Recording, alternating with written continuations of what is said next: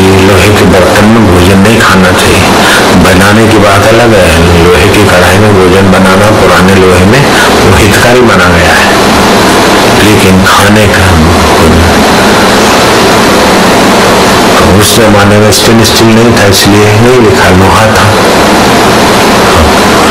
स्वर्ण के बर्तन में सारे दोष निवृत्त होते, चांदी के बर्तन में पित्त दोष हो, अमुक अमुक गर्मी संबंधी बीमारी लोग दूर होते हैं। पीतल के बर्तन कलाई के करे हुए बर्तन खाने में उचित माने गए, कांसे के बर्तन में भी ठीक माना गया है। तांबा के बर्तन में पानी रखकर आपको सुबह पीना बड़ा हितकारी माना गया है, लेकिन दूध दही आदि तांबे के बर्तन में नहीं रखना चाहिए, तो उसके क्षारों का असर पड़ता है वो आपके शरीर को, मन पर, शरीर और मन पर। शरीर और मन जुड़े भाई है, शरीर बीमार है तो मन उदास है, और मन अगर खिन्न है तो शरीर बीमार हो जाता है। मन अगर उदास ज्यादा समय रहे, द्वेष वाला रहे तो फिर बीमारी भी पकड़ लेती। तो एक बूढ़े आदमी को बोला कि तुम रिटायर हो गए, फिर भी तुम इतनी संस्थाओं में सेवा कर रहे हो, क्या तुमको कोई बीमारी नहीं? बोले आप तो डॉक्टर लोग हो, तो चेक कर लो। और उनका खून चेक करना, दूसरा कुछ शरीर पे निकलते हुआ बाथरूम आदि चेक, बताया कि तुम्हारे अंदर तो बहुत सारी बीमारियां हैं, तुमको असर नहीं होती। उसका एक कारण है कि तुम व्यस्त रहते हो और निस्वार्थ करते हो, तो निस्वार्थ कर्म करने का अपना रस और व्यस्त रहने का अपना रस है, वो तुमको तंदुरुस्त रखता है। तो सारे लोग काम कहाँ से लाए? तो सबसे ऊंचे में ऊंचा काम तो है भगवान नाम जप करे, अनुष्ठान पर अनुष्ठान करे। अगर दूसरा काम नहीं है तो ये तो काम है ही है। चलो भाई, खाने को मिल गया, रहने को मिल गया, आप रिटायर भी हो गए, तो इसी की बात करोगे तो या तो राग बढ़ेगा या तो द्वेष बढ़ेगा।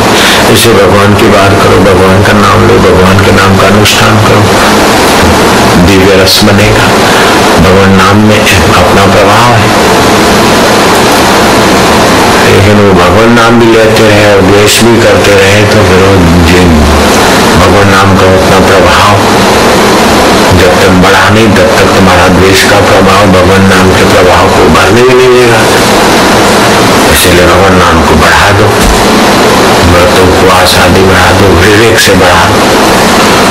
जो तामसी प्रकृति के हैं वे मंत्र और अनुष्ठान करेंगे द्वेष बुद्धि से, किसी का अनिष्ट करने के लिए अथवा हल्की चीज पाने के लिए। राजसी है तो राग पूर्ति के लिए, वस्तुओं के लिए, लेकिन भगवान के भक्त हैं सात्विक है तो भगवत प्रीति के लिए करेंगे। जहाँ भगवत प्रीति बढ़ी वहाँ सारे ये दोष गए, जितनी भगवत प्रीति उतने दोष गए, और जितनी संसार की प्रीति उतने दुर्गम आएंगे।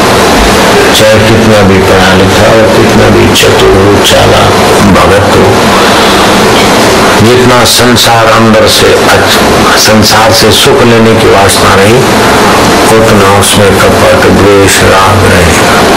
और अपने आप में सुखी होने का, अपने आत्मा में संतुष्ट रहने का, अपने आत्म प्रसाद में सोहम ज्योत से ज्योत जगाओ सतगुरु, मेरा अंतर तिमिर मिठा, अंतर में युग युग से सोई, चित्त शक्ति को जगाओ। उस चैतन्य परमात्मा की अभिन्न जो शक्ति वो चित्त शक्ति, जैसे दूध और दूध की सफेदी अभिन्न है, जैसे पुरुष और पुरुष की शक्ति अभिन्न है, जैसे सूर्य और सूर्य का प्रकाश अभिन्न है, ऐसे ही परमात्मा और परमात्मा की सुरता वृत्ति अभिन्न है। लेकिन वृत्तियां इंद्रियों के द्वारा राग में, द्वेष में, इधर उधर में खप जाती और जीव परेशान होता। वृत्ति जहाँ से उठती है उधर को पहुंची तो ज्योत से ज्योत है।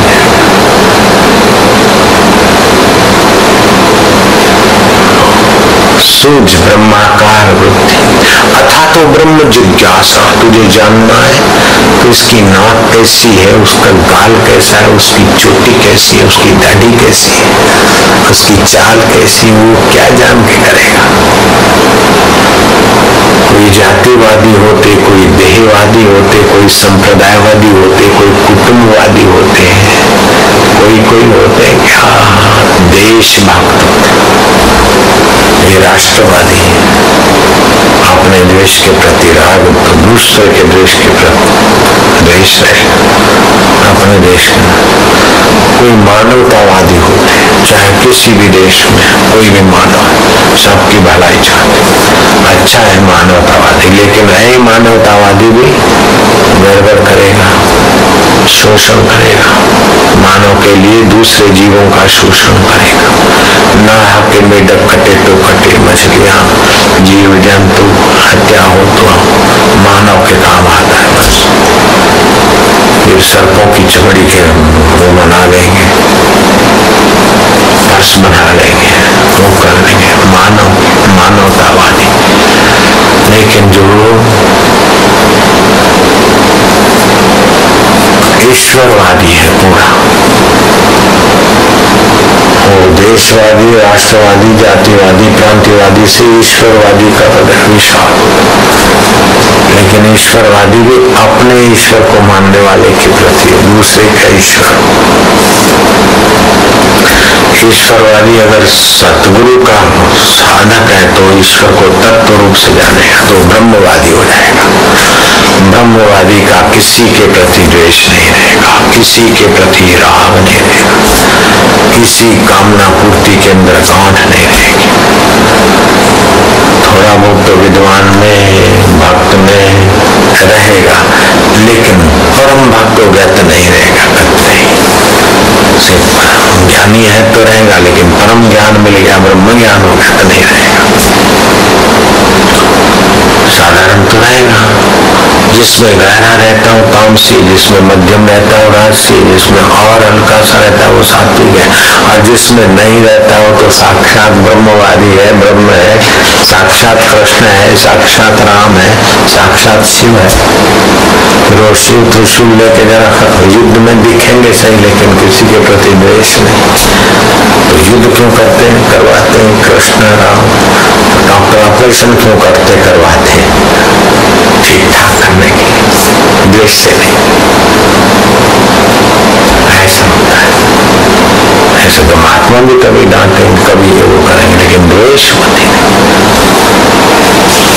कपट नहीं होता अंतःकरण में, राग नहीं। रागी झूठ बोलेगा, कपट करेगा। जहाँ राग होगा वहां द्वेष होगा। इसको राग नहीं तो द्वेष कहाँ रहेगा? काम क्रोध और लोभ मोह की जब लग मन में खान हो खान, तुलसी दोनों एक है क्या मूर्ख और विद्वान। इसलिए आपके कुटुंब का